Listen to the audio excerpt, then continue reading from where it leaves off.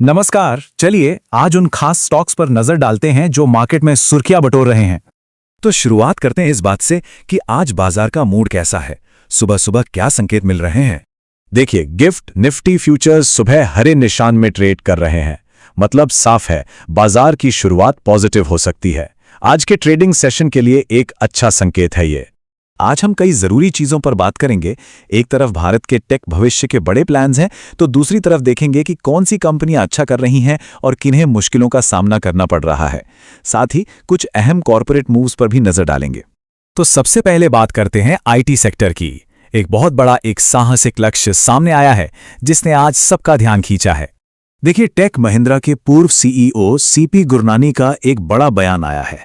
उनका मानना है कि एआई यानी आर्टिफिशियल इंटेलिजेंस, इनोवेशन और कस्टमर की जरूरतों को समझने वाली कंपनियां, ये सब मिलकर भारत की आईटी इंडस्ट्री को $750 बिलियन तक ले जा सकती हैं। ये एक बहुत बड़ा विजन है। अब इस लक्ष्य के साइज को समझिए। आज हमारी आईटी इंडस्ट्री करीब $265 बिलियन की है और बात हो रही है इसे 2035 तक $750 बिलियन तक पहुंचाने की। मतलब अगले 10 सालों में लगभग 3 गुना की छलांग। ये वाकई में बहुत बड़ा लक्ष्य है। और ये सिर्फ भारत की बात नहीं है। गूगल के सीईओ सुंदर पिचाई भी मानते हैं कि एआई हमारी पीढ़ी का सबसे बड़ा प्लेटफॉर्म शिफ्ट है। मतलब पूरी दुनिया इसे एक गेम चेंजर मान रही है। तो अब सवाल ये उठता है कि भारत इस मौके का फायदा कैसे उठाएगा। चलिए अब उन कंपनियों की बात करते हैं जो आज ग्रोथ की गाड़ी को आगे बढ़ा रही हैं। देखते हैं कि कहां बड़े निवेश हुए हैं और किसे नए ऑर्डर्स मिले हैं। सबसे पहले हिंदुस्तान यूनिलीवर। ये कंपनी प्रीमियम ब्यूटी, वेलबीइंग और होम केयर प्रोडक्ट्स के लिए अगले 2 सालों में 2000 करोड़ रुपए का नया निवेश कर रही है।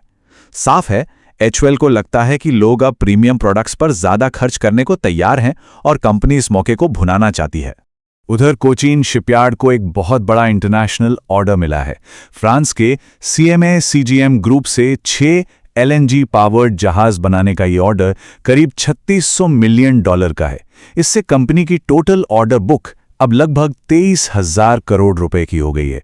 ये मेक इन इंडिया के लिए भी एक शानदार खबर है। अब इंफ्रास्ट्रक्चर की बात करें तो रेल विकास निगम लिमिटेड यानी आरवीएनएल को भी एक बड़ा प्रोजेक्ट मिला है। ये नॉर्दर्न रेलवे से गंगा नदी पर एक नया रेल और रोड ब्रिज बनाने का प्रोजेक्ट है जिसकी कीमत 1201 करोड़ रुपए है। देश में इंफ्रा पर खर्च लगातार जारी है। और एक अहम पार्टनरशिप की भी खबर है। भारत फोर्ज ने वीवीडीएन टेक्नोलॉजीज के साथ हाथ मिलाया है। दोनों मिलकर ऑटोमोटिव, डिफेंस और एआई जैसे भविष्य के सेक्टर्स के लिए नेक्स्ट जेन प्रोडक्ट्स बनाएंगे। ये एक बहुत ही स्ट्रेटेजिक मूव है। लेकिन जैसा कि होता है, बाजार में सब कुछ अच्छा ही नहीं होता। अब उन कंपनियों पर नजर डालते हैं जो आज कुछ बड़ी मुश्किलों से जूझ रही हैं। सबसे पहले जिंदल स्टील सॉ। कंपनी के लिए क्वालिटी कंट्रोल से जुड़ी बुरी खबर है। हाल ही में हुए एक ऑडिट में कुछ गड़बड़ियां पाई गईं, जिसके बाद इनके सीमलेस पाइप्स पर एपीआई मोनोग्राम के इस्तेमाल पर रोक लगा दी गई है। कंपनी अब इन दिक्कतों को दूर करने में लगी है, लेकिन ये उनके लिए एक झटका तो है। एक और कंपनी जो मुश्किल में है वो है एनसीसी लिमिटेड। एनएचएआई ने कंपनी और उसकी सब्सिडरी को 2 साल तक किसी भी बिड में हिस्सा लेने से रोक दिया है, यानी उन्हें डीबार कर दिया है। ये एक बहुत बड़ा झटका है और कंपनी के आने वाले प्रोजेक्ट्स पर इसका सीधा असर पड़ेगा। चलिए अब कुछ ऐसे कॉर्पोरेट मूव्स की बात करते हैं जो दिखाते हैं कि कंपनियां बाजार में अपनी जगह बनाने के लिए क्या स्ट्रेटेजिक कदम उठा रही हैं। डॉक्टर रेड्डीज ने एक अहम अधिग्रहण किया है।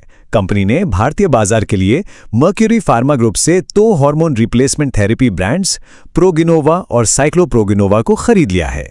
ये डील $32.15 मिलियन की है और इससे विमेंस हेल्थ केयर में कंपनी का पोर्टफोलियो और मजबूत होगा। उधर जाइडस लाइफ साइंसेज के लिए एक अच्छी खबर है। कंपनी को ओरल सस्पेंशन के लिए बोसिंटन टैबलेट्स के लिए यूएस एफडीए से फाइनल अप्रूवल मिल गया है।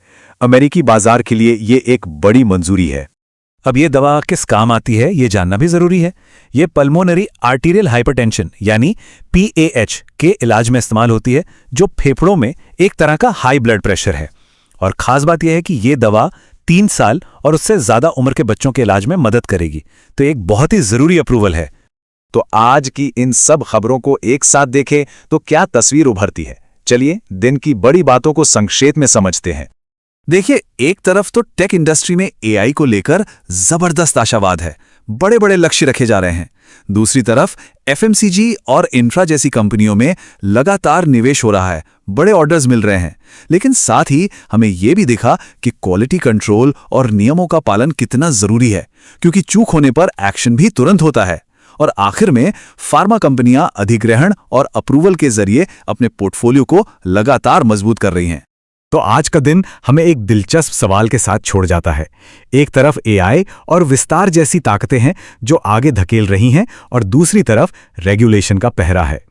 तो भविष्य के मार्केट लीडर्स को कौन सी ताकत आखिरकार आकार देगी, इस पर नजर बनाए रखना दिलचस्प होगा।